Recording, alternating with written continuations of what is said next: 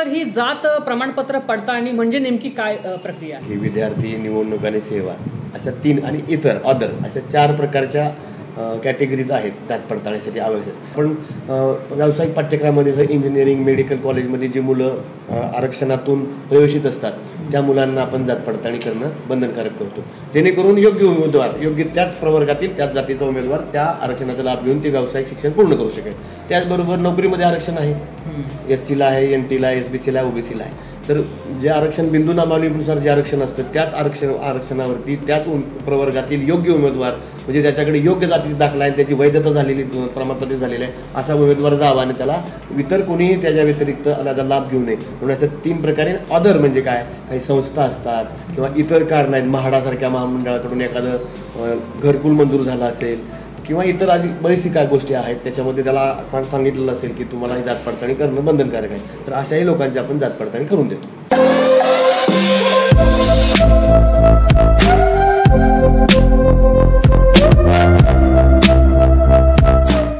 नमस्कार मित्रांनो, मी युवा मंच प्रतिनिधी सागर शिर्के तुमचं आजच्या व्हिडिओमध्ये स्वागत करतो. आणि आपल्या बरोबर आहेत जात पडताळणी अधिकारी संतोष चिकणे सर आणि आपल्या बरोबर आहेत विधी अधिकारी प्रशांत धाईंगिडे सर. तर सर्वप्रथम सर तुमचं आमच्या आजच्या व्हिडिओमध्ये स्वागत आहे.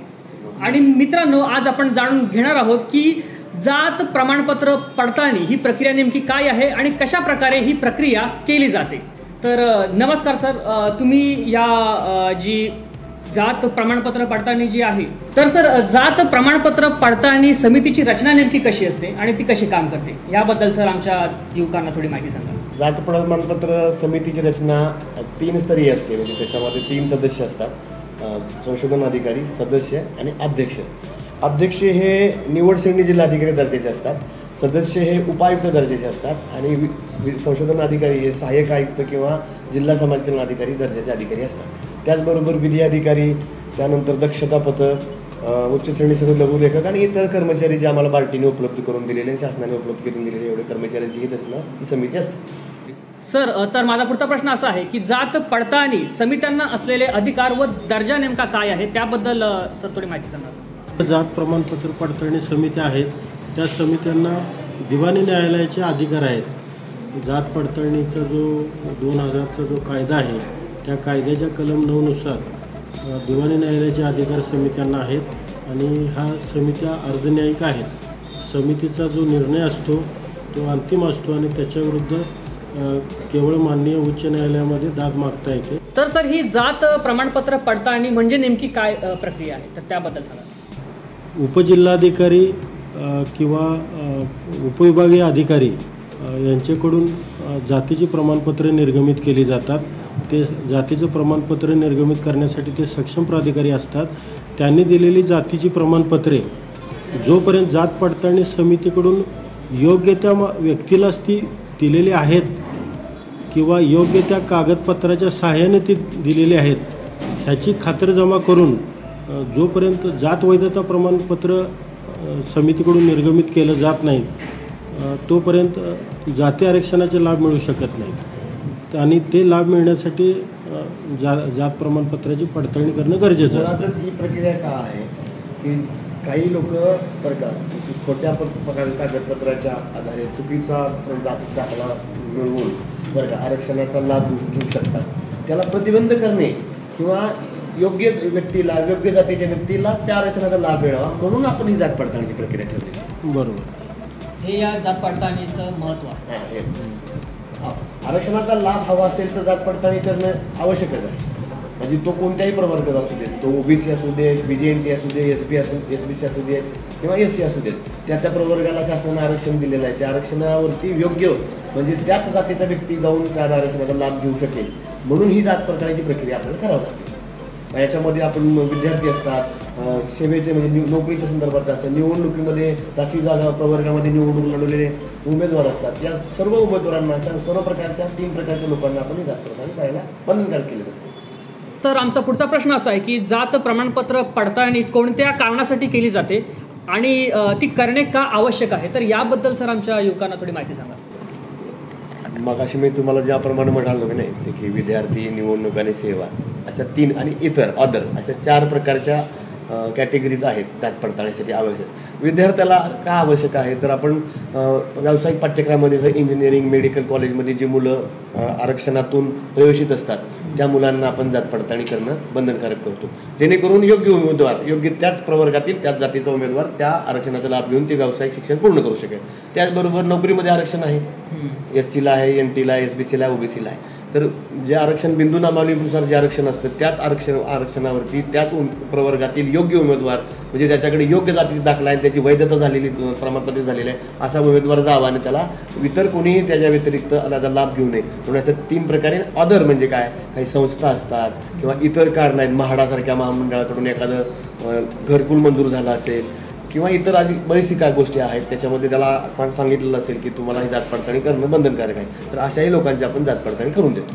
तर सर पुढचा प्रश्न असा आहे की जात पडताळणी प्रमाणपत्र घेण्यासाठी कागदपत्रे सर कोणते आवश्यक आहेत, तर त्याबद्दल थोडी माहिती सांगा. जातीचा दाखला, त्यानंतर स्वतःचा शाळा सुटल्याचा दाखला, वडील, चुलते, आत्या, आजोबा, पणजोबा यांचे जात नोंद असणारे शाळा सुटल्याचे दाखले किंवा गाव नमुना नंबर 14 की जे जन्म किंवा मृत्यू नोंदी असतात त्या, तसेच इतर महसुली पुरावे जसं खरेदीपत्र, मृत्यूपत्र, बक्षीसपत्र किंवा भाडे करार,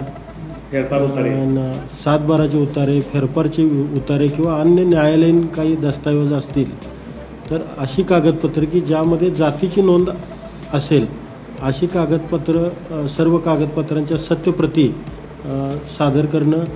तसेच सोबत वंशावळ शपथपत्र आणि जात प्रमाणपत्र पडताळणीसाठी दाखल केलेली सर्व कागदपत्रं सत्य आहेत, त्याच्यामध्ये कोणत्याही पद्धतीचा बदल, खाडाखोड नसल्याबाबतचं शपथपत्र ही कागदपत्रं आणि या सादर करावं लागतात. ऑनलाईन ॲप्लिकेशन करावं लागतं आणि ते ऑनलाईन केलेलं ॲप्लिकेशन या कार्यालयात येऊन प्रत्यक्ष दाखल करावं लागतं. आणि दाखल करत असताना आपण जी त्याच्याबरोबर जी कागदपत्र अपलोड केलेली आहेत ती कागदपत्राची म्हणजे ओरिजिनल कॉपी सोबत घेऊन यावं लागतं. बरेच वेळा आपण ते असंच अटेस्टेड कॉपी किंवा अटेस्टेड नसलेली कॉपी घेऊन येतात. मग आपण जेव्हा एखादा कागद मागतो अर्ज दाखल करून घेताना तर मूळ कागदच नसतात, तर त्याची दक्षता घ्यायला हवी, आपल्यासोबत असावी.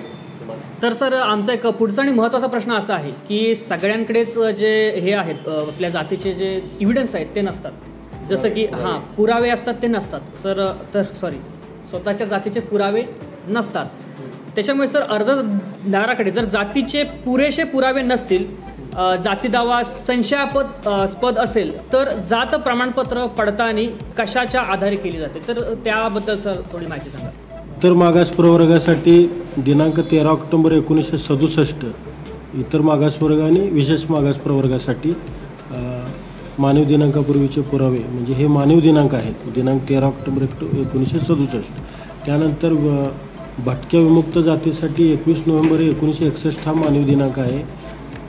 अनुसूचित जातीसाठी 10 ऑगस्ट 1950 हा मानव दिनांक आहे. या मानव दिनांकापूर्वीचे महाराष्ट्र राज्यातील कायमस्वरूपी वास्तव्याचे व जातीचे पुरावे सादर करणे बंधनकारक असतं. पण बऱ्याच वेळेला मागासवर्गीय उमेदवारांच्याकडं शिक्षणाचं प्रमाण पूर्वीच्या काळी तेवढं नसल्यामुळं त्यांच्याकडे ते पुरावे नसतात. त्यामुळे समिती कार्यालयाकडे त्या प्रकरणामध्ये जे काही कागदपत्र पुरावे उपलब्ध होतात त्याच्या आधारे जर निर्णय घेण्यासाठी जर पुरेसे वाटत नसतील तर समितीच्या अधीनस्थ एक पोलीस दक्षता पथक असतं.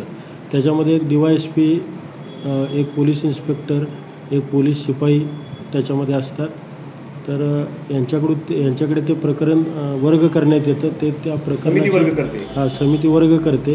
त्या प्रकरणाची तपासणी करून त्या अर्जदाराच्या मूळ गावामध्ये जाऊन त्या ठिकाणी असणारे पोलीस पाटील, सरपंच, स्थानिक स्वराज्य संस्थेचे पदाधिकारी, गावातील वयोवृद्ध प्रतिष्ठित नागरिक अशा लोकांच्याकडं त्याच्या जातीविषयी चौकशी करण्यात येते. त्यांचे जाब नोंदवण्यात येतात आणि त्या जाबांच्या आधारे पोलीस दक्षता पथक समितीकडे अहवाल सादर करतं आणि तो जर अहवाल वस्तुस्थिती दर्शक असेल, सत्य असेल, सकारात्मक असेल आणि समितीला जर त्या अहवालाचे अवलोकन करून जर अर्जदाराच्या जाती दाव्याबाबत खात्री पटली तर समिती त्या आधारे जात वैधता प्रमाणपत्र निर्गमित करू शकते. ही प्रक्रिया अगदी क्रिस्टल क्लिअर आहे. अर्जदारांनी जातीच्या दाव्याचा अर्ज ऑनलाईन करायचा, त्याची कागदपत्र अपलोड करायची, त्याची सत्यप्रत केलेली कागदपत्र त्या कार्यालयात जमा करायची. ती पुरेशी असेल तर आपल्याला तुम्ही दिलेल्या अर्जामध्ये नमूद मेलवरती तुम्हाला प्रमाणपत्र मेल होईल. जर त्या प्रक्रियेमध्ये तुमच्या अर्जात त्रुटी असेल तर आपल्याला मेल करून कळवली जाते की ही तुमच्या अर्जामध्ये ही त्रुटी आहे आणि त्याची तुम्ही पूर्तता करावी. ती पूर्तता केल्यानंतर आपण पुन्हा फेरसादर केलं जातं प्रकरण समितीसमोर आणि समिती पुन्हा छाननी करून वैध पुरेसं समाधानकारक वाटत असेल तर त्याच्यावरती समितीचे सर्व सदस्य स्वाक्षरी करतात आणि ते प्रमाणपत्र पुन्हा तुम्हाला निर्गमित केलं जातं तुमच्या मेलवर. त्यामुळं इथं यायचं मॅन्युअली काही प्रक्रियाच नाही, फक्त एकच प्रक्रिया आहे जमा करण्याची. त्याच्यानंतर तुम्ही इथं कोणाशी भेटायचं नाही, काही करायचं नाही. माझी अशी विनंती आहे की इथं म्हणजे गैरप्रकार होता कामा नये. अशा काय होतं आहे काही लोक मध्यस्थी करतात, आम्ही करून देतो, माझी ओळख आहे असं काहीतरी सांगतात, थातूर काहीतरी थापा मारतात आणि फसवणूक करतात अर्जदारांची.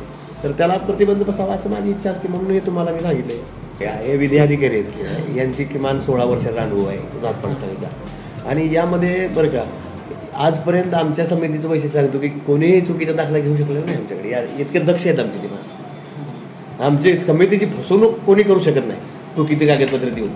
तर नक्कीच मित्रांनो, सरांनी आपल्याला ही जी जात पडताळणी प्रमाणपत्र जी प्रोसेस आहे ती चांगल्या प्रकारे सांगितलेली आहे आणि अनेक लोकांनी ही जी प्रोसेस आहे ती फॉलो करा, जेणेकरून तुम्हाला याचा फायदा होईल आणि तुम्ही जी तुमचे जात पडताळणी प्रमाणपत्र आहे जे वन्स इन लाईफ तुम्हाला करावं लागतं तर ते तुम्ही नक्कीच करा आणि व्यवस्थित प्रकारे करा. हा एक पार्ट 1 आहे. अशाच प्रकारे आपण पार्ट 2 देखील करणार आहोत की नेमकी ऑनलाईन प्रणाली कशा प्रकारे आपल्याला ती करायची आहे आणि कशा प्रकारे आपण एक सुलभ रीतीने आपण जे संपूर्ण प्रोसेस करू शकतो. कारण की अनेक लोक प्रोसेस करत असताना चुका करतात किंवा थोडे बारकावे त्यांना माहीत नसतात, तर ते आपल्या एक्सपर्टला माहीत असतात, जेणेकरून त्याचा फायदा तुम्हाला होऊ शकतो.